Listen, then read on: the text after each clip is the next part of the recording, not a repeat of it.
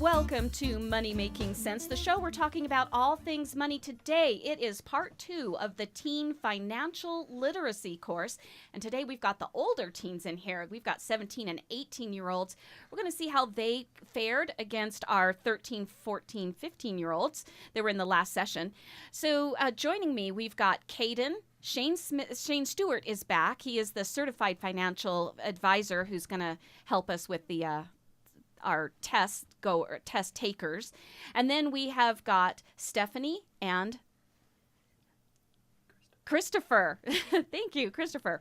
All right, so let's talk a little bit about this test first of all, Shane. Yeah. This was a test that was given internationally. 1.2 million teenagers across the world took this test. Yeah. And what they found was kids who did very well in both math and English together had the highest scores on this financial literacy test. Kids who did really well in English but maybe not quite so well in math actually did better than the kids who were really good at math and not as good at English. Yeah. So can you give us a little breakdown on that? Why would people who are good in English and not in math actually do better on a financial literacy test? Yeah, I think part of this is that it's the literacy part. Not as much of this is math as it is reasoning through your actions. And some of it is math. There are some basic math involved in this, but a lot of it is reasoning through the question itself and understanding the question, and then what behavior would you exhibit. And that has a whole lot more to do with the English side of your brain than it does the math. Okay. Yeah. And then also, of course, we're talking about some of the questions were home loans, buying and selling stock, which we probably don't think the 17 and 18-year-olds are going to be doing, but they may already be facing credit cards. Sure. They maybe have that from work, or maybe their parents set that up. Yeah, and paychecks and those kind of things that really come into play when you're a little older teenager. And the nice thing about that statistic that you gave is, people think, well, I'm not good at math, so I'm not good at finances. It's actually not true. Anybody can be good at finances. You just have to have had the experience, like you mentioned. Okay. So we're going to start with Cayden. Tell us how you did on your test, Cayden. So on the PISA financial literacy quiz, I got -1, so a 91%. And then on the financial quiz, I got -4, which is a 66%. Ooh, okay. So Shane, why don't you help us through the one that he missed the most, the actual financial test, not the PISA. The PISA was the international one that was given to 1.2 million kids. The other one was just a general financial. How well would a 16-year-old do?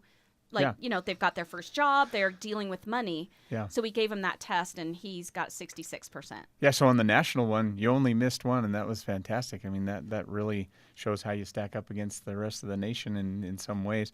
The other test, I'm looking at your test here, and some of the things I'm going to guess you didn't know the terminology. For example, one talks about retirement income coming from the government. Which one is that?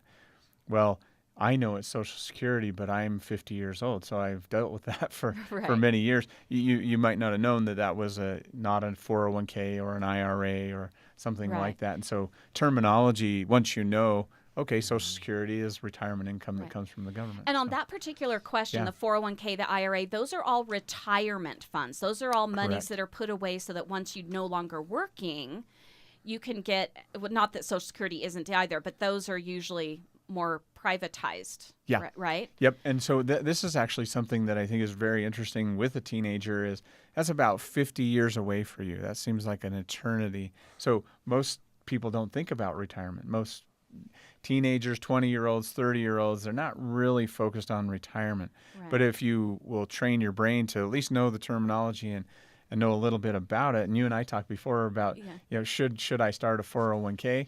Yeah, as soon as possible. Yeah. So if you have an employer with retirement plan, take advantage of it. But you probably haven't had that yet. And it's a little far away for you. Retirement's a few years down the road. Right. And so I can see in the ones that you missed, there are things like that are understandable. Right. Yeah. Okay. Yeah. So Cayden, really fast, have you had a job yet? Yes, I have. Did they give you a paycheck, or they just gave you cash right off? So I have a job right now that's football camps, and I get paid cash for there. And then my first job was a paycheck. Okay. So if you actually looked at the paycheck stub, not the paycheck that you go cash at the bank that tells you how much money you get, but on that stub, that's where it'll say Social Security, what comes out of their FICA, all that good stuff. Yeah. So, yeah. Okay, so Stephanie, you're up, hon. How'd you do on your tests? I did awful. Horrible. Both on the PISA and the financial quiz. Awful. Oh, no. So now tell us, why do you think that is? Because it's 50%. No. I mean, Oh. why do is you it? think you missed the questions you did? Because I have not taken financial literacy because I don't care. And I'm not good at stuff like this. So, okay, so you're 17, right? Do you think you should care about finances? Yeah, I should care a lot more than I do because I'm going to be 18. I'm going to have to like exist by myself. So, you know. So after taking this test and seeing some of the questions that you've missed, do you think you're going to pay more attention to it, or does that make you want to learn more about financial literacy? It makes me want to pay attention more just because I thought I knew a lot of stuff, but I don't. And a lot of this looks like it will apply to me. Well, it applies to everybody, but it will apply to Right. me quicker. It will apply to me pretty quickly, so I got to learn Right. about it. Yeah. So, Shane, why don't you go over what are some of the things that she should probably know, like right now, versus like buying a house? So I get that she's not anywhere close to wanting to, needing to buy a house. But what are some of the things at 17? She's about to go to college on her own. What Yeah. should she know that she missed? Yeah, and I noticed a few of the questions that you missed, you actually had a partial knowledge about. There were several questions that the answer was all of the above, and you picked one. And so you had a partial knowledge.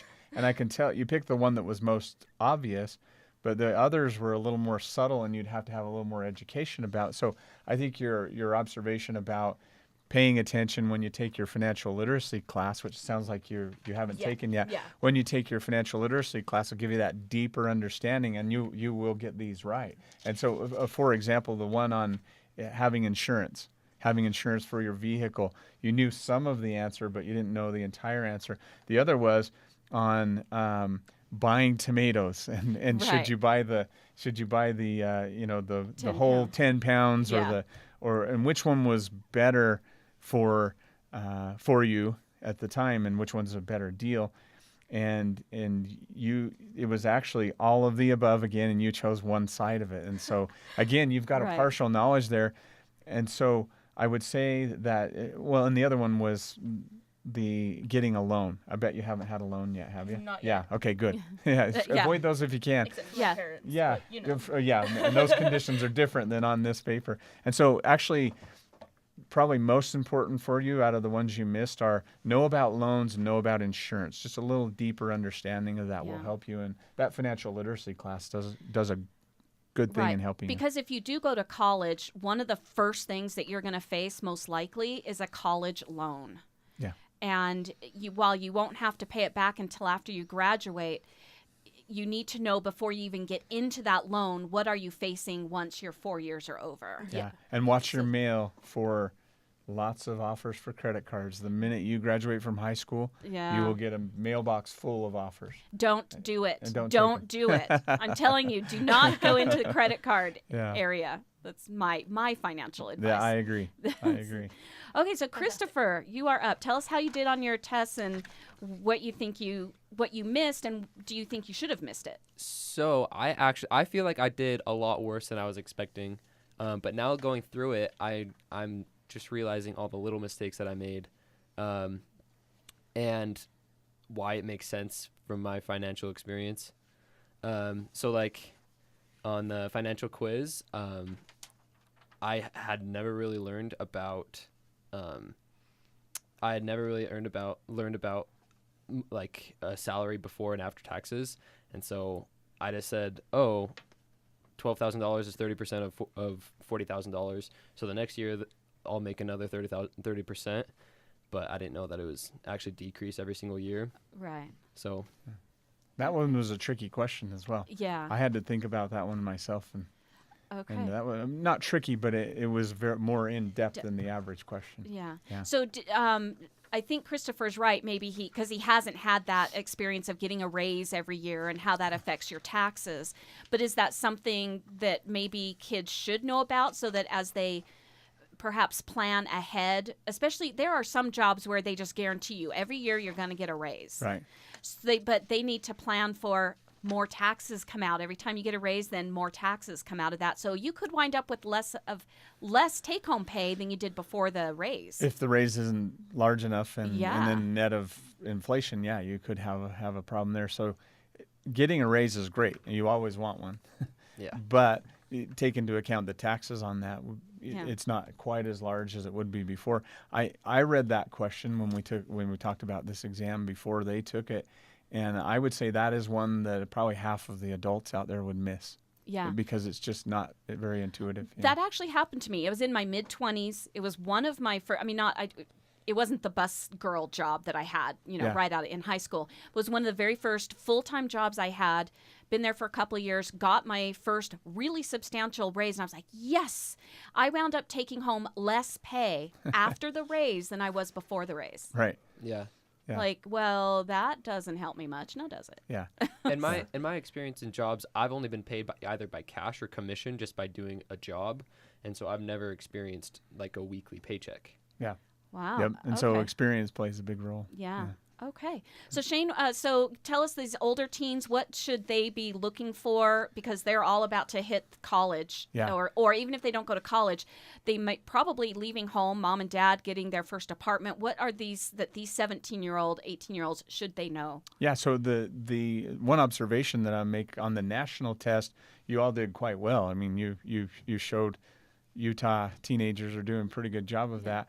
And I would say, like we talked about with you, Stephanie, a deeper understanding of what you already know, especially when it comes to taxes and when it comes to insurance, things that you have a basic knowledge of the spending and the saving and that kind of thing, somewhat intuitive. It's the terminology of taxes, Social Security, like we talked about with you, that you need a little deeper understanding. And it will be taxes and insurance that'll be your biggest issues that someone's handled for you to this point. So you just need a little more knowledge on that. Yeah, and since Stephanie, hopefully when you take your literacy test, which by the way, in the state of Utah, all high school students in the state of Utah are required to take the literacy course, and then you have to take the test before you graduate. So is that coming up for you this next fall? Next fall, yeah. Okay, and you're going to ace it now, aren't you? Now I know I'm not as dumb as I thought I was. I just need to actually pay attention and look for the little details and things. So, and I'm That's going to right. ask this of all three teens really quickly. There was our Utah legislature had a bill that they wanted to rescind, having all the teenagers take this literacy course. Do you think that would be a good idea to get rid of the literacy course for everybody? No. No. Okay. Yeah. So legislatures out there, here are three teens. They're saying don't get rid of the literacy courses. Unfortunately, that failed because I'm a big fan of the class. I think it needs to be there so people know it. Yeah. Definitely. Okay, well, thank you so much to all of my guests. And if you need to subscribe to my podcast, which you should, it's Apple Podcasts. Go to Money Making Sense, and you will not miss a single episode, and find out exactly how these kids did on their tests as well. Thanks for being a Money Making Sense listener. Follow your common sense on the social media. Money Making Sense on Facebook, Twitter, and Instagram.